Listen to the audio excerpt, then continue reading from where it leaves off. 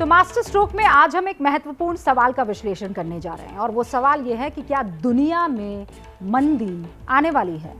हो सकता है कि आपको ये लग रहा हो कि देश में तो राजनीतिक और धार्मिक लड़ाइयों के अलावा कोई दूसरी खबर नहीं सुनाई दे रही है, तो फिर अचानक हम आर्थिक मंदी का सवाल कहाँ से ले आए हैं।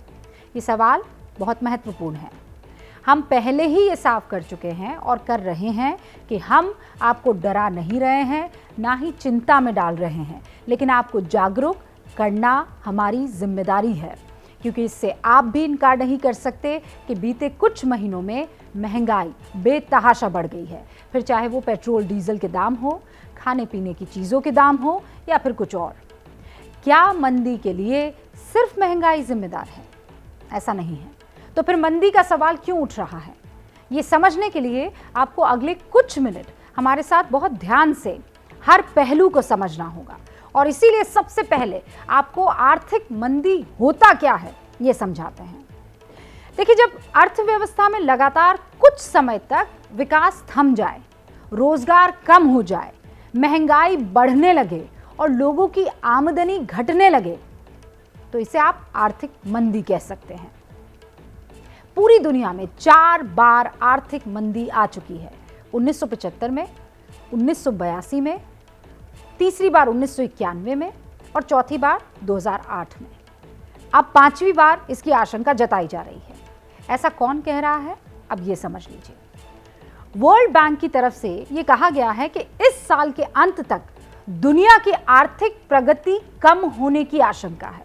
इसीलिए ज्यादातर देशों को आर्थिक मंदी की तैयारी कर लेनी चाहिए, ये वर्ल्ड बैंक कह रहा है। पूरी दुनिया ज्यादा महंगाई और कम विकास दर से जूझ रही है, जिसकी वजह से 1970 के दशक जैसी मंदी आ सकती है। दुनिया भर में इसका असर दिखने भी लगा है और हम बताते हैं कैसे। गूगल की पेरेंट कंपनी अल्फाबेट, उसने ये कहा है कि वो इस साल के बचे हुए महीनों में भर्ती की प्रक्रिया को थोड़ा धीमा करेगी। ऐसा आने वाले महीनों में संभावित मंदी को देखते हुए किया जा रहा है। कंपनी को भेजे एक ईमेल में सीईओ सुंदर पिचाई ने यह कहा है कि 2022-23 में कंपनी का फोकस सिर्फ इंजीनियरिंग, तकनीकी विशेषज्ञ और महत्वपूर्ण पदों पर बहाली करने पर होगा। 2008 और 9 याद कीजिए, जब आर्थिक मंदी आई थी, तब भी गूगल ने अपनी भर्ती प्रक्रिया रोक दी थी। इस बार धीमी की है। और सिर्फ गूगल ही भर्ती कम नहीं कर रहा है, बल्कि फेसबुक भी 2022 में 10,000 के टारगेट के बजाय सिर्फ 6,000 से 7,000 नए इंजीनियर्स की भर्ती करेगी। 2022-23 में संभावित मंदी को देखते हुए माइक्रोसॉफ्ट ने भी भर्तियों में कटौती का फैसला कर लिया है। अब पूरी दुनिया में मंदी के हालात क्यों लग रहे हैं, इसे समझ लीजिए आप। अमेरिका में महंगाई दर क्या है? 9.1%। पिछले 40 सालों में ये सबसे ज्यादा है। यूके में महंगाई 40 साल में सबसे ज्यादा 9.1% तक पहुंच गई है। यूरोपियन यूनियन में महंगाई दर 7.6% तक पहुंच गई है। दुनिया में इस वक्त 20.5 करोड़ लोगों के बेरोजगार होने की आशंका है। आंकड़ा रट लीजिए। दुनिया में कोविड शुरू होने से पहले 2019 में 18 करोड़ 70 लाख लोग बेरोजगार थे और बढ़ोतरी आप देख लीजिए। यानी महंगाई और बेरोजगारी दोनों बढ़ रहे हैं। अब ये जानना बहुत जरूरी है कि ये हालात पैदा क्यों हुए हैं, यानी दुनिया में मंदी की नौबत आखिर आई तो आई क्यों। 2020 में जब कोविड आया तो पूरी दुनिया में लॉकडाउन हो गया। इसकी वजह से अर्थव्यवस्था की विकास दर रुक गई। लॉकडाउन की वजह से करोड़ों लोग बेरोजगार हो गए। फिर लॉकडाउन खुला तो चीन की तरफ से जो सामान भेजा जाया करता था, उसकी सप्लाई चेन में रुकावट आ गई। सप्लाई चेन कम हुई तो दुनिया भर में चीजों की डिमांड बढ़ गई।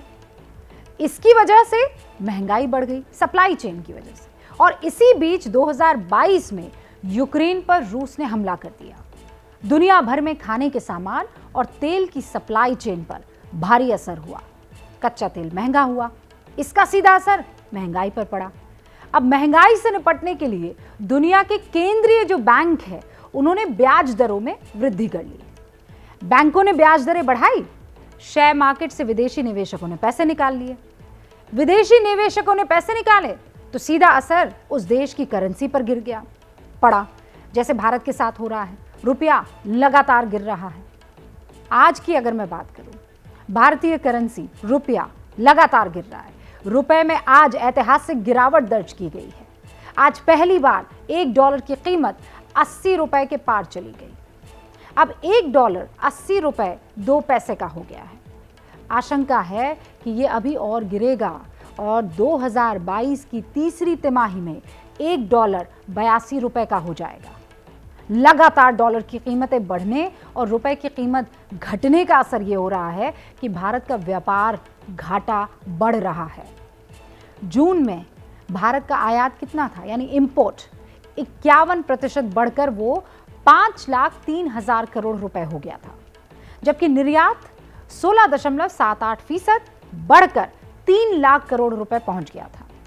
यानी देश का व्यापार घाटा रिकॉर्ड 2,03,000 करोड़ रुपए पर पहुंच गया है, जो इकोनॉमी के लिए अच्छे संकेत नहीं है, क्योंकि सिर्फ एक साल पहले यानी जून 2021 में यह व्यापार घाटा सिर्फ 76,000 करोड़ रुपए का था। अब यह समझिए कि इससे हो क्या रहा है। इसका जो सीधा असर है वो देश के विदेशी मुद्रा भंडार पर पड़ रहा है, जो लगातार कम होता चला जा रहा है। सितंबर 2021 में देश का विदेशी मुद्रा भंडार 51 लाख करोड़ रुपए का था। यह घटकर अब 46,60,000 करोड़ रुपए हो गया है, घट गया है। 9 महीने में करीब 4,40,000 करोड़ रुपए का विदेशी मुद्रा भंडार हिंदुस्तान का कम हो गया है। यह भी अर्थव्यवस्था के लिए अच्छे संकेत नहीं है। लेकिन समस्या यह है कि यह स्थिति आने वाले दिनों में और ज्यादा खराब हो सकती है, क्योंकि लगातार बेरोजगारी की दर भी बढ़ती चली जा रही है, लोगों की नौकरियां जा रही है। आंकड़े ऐसा कह रहे हैं। Centre for monitoring Indian economy यानी CMIE के मुताबिक पिछले महीने यानी जून में देश की बेरोजगारी दर बढ़कर 7.8% हो गई। जून में ही 1,30,00,000 लोगों की नौकरी चली गई। रशिया यूक्रेन वॉर की वजह से दुनिया भर में इन्फ्लेशन यानी महंगाई बढ़ी हुई है। अब जब इन्फ्लेशन बढ़ी हुई है, महंगाई बढ़ी हुई है, तो उसको कम करने के लिए दुनिया भर में इंटरेस्ट रेट बढ़ाए जा रहे हैं। जब इंटरेस्ट रेट बढ़ते हैं तो डिमांड यानी मांग कम होती है। जब मांग कम होती है, डिमांड कम होती है, तो मंदी आती है। तो आज रशिया यूक्रेन वॉर के कारण ये संभावना बन रही है कि आज दुनिया भर में मंदी आने और मंदी छाने की संभावना बन रही है। देखिए, पहले ही 2 साल कोरोना के दुनिया ने देखे हैं। कोरोना के 2 साल के कारण दुनिया भर की इकोनॉमीज की कमर पहले ही टूटी हुई थी। अब कोरोना से ग्लोबल इकोनॉमी अभी रिकवर होना शुरू ही हुई थी कि इतना बड़ा global event Russia Ukraine war हो गया। तो इस वजह से जो महंगाई बढ़ी हुई है वो कहीं ना कहीं ये एहसास दिला रही है कि शायद दुनिया भर में अब मंदी छाने वाली है।